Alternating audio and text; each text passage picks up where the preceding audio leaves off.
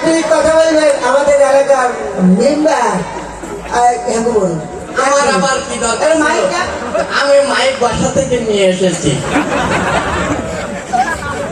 সকলে ভালো রয়েছে।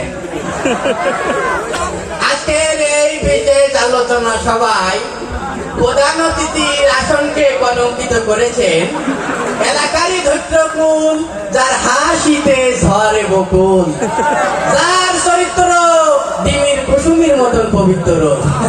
তাকে ত্যাগী নেতা বলে খুব একটা বেশি বলা হবে না, কারণ তিনি এতটাই ত্যাগী যে তার সুদীর্ঘ রাজনৈতিক জীবনে বহুবার দল